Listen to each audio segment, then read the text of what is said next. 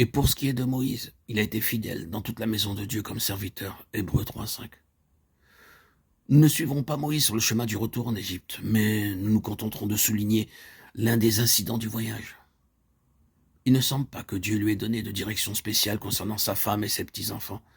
Nous lisons seulement que Moïse se mit en route avec les siens. Pour lui, sans doute, la chose allait de soi. Mais Dieu ne veut pas que nous allions de l'avant sans avoir recherché d'abord quelle est sa volonté sur tel ou tel détail particulier. Et parfois, c'est de façon douloureuse que nous découvrons celle-ci. Comme d'instinct et avec promptitude, nous suivons notre propre chemin. S'attendre à Dieu concernant chaque nouveau pas à faire, apprendre à dépendre entièrement de lui pour toute chose, cela n'est pas facile. Il est certain que Dieu aurait pu dire à Moïse, s'il avait voulu qu'il en fût ainsi, retourner avec ta famille en Égypte. Il ne le lui dit pas. Il permit cependant que Moïse se mit en route avec sa femme et ses enfants. Mais est-il écrit en un lieu où Moïse se retira pour la nuit, Dieu le rencontra et voulut le faire mourir, Exode 4:24. Ce qui suit prouve qu'il avait désobéi à Dieu au sujet de la circoncision et que sa faute avait été causée par l'opposition de sa femme Séphora.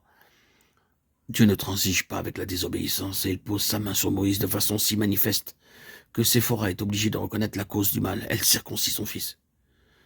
Cette dure expérience semble avoir montré à Moïse qu'il doit poursuivre sa route seul. Séphora n'aurait pu l'aider dans la lutte qu'il devait bientôt se tenir contre les puissances des ténèbres. Peut-être même ne l'aurait-elle pas compris. Les paroles amères qu'elle prononce contre son mari montrent assez qu'elle aurait pu devenir une cause de sérieux embarras pour celui que Dieu a envoyé. Moïse décide donc de renvoyer les siens à Jéthro, puis seul, il s'avança vers l'Égypte.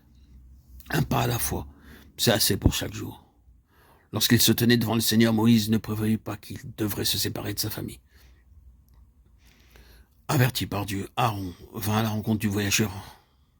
Ensemble, ils se rendirent auprès des anciens d'Israël. Et le peuple crut. Est-il écrit? Dieu rendait témoignage selon sa promesse à celui qui l'envoyait. Non seulement ils crurent, mais se prosternant, ils adorèrent. Nous laisserons les détails de l'extraordinaire délivrance dont Moïse fut l'instrument pour examiner ce que furent dès lors les caractéristiques de sa marche avec Dieu. Et l'obéissance absolue était la première des caractéristiques.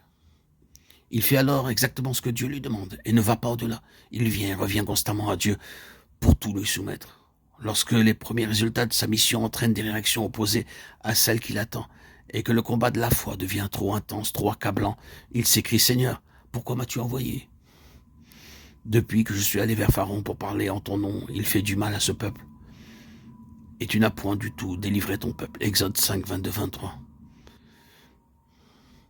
Quelle épreuve! Et s'il n'y avait pas eu à l'origine la rencontre avec Dieu, si Dieu n'avait pas envoyé Moïse de façon si claire, si précise, si Moïse n'avait pas connu au-delà de toute incertitude possible la volonté de Dieu, le cœur aurait bien pu lui manquer dans cette lutte.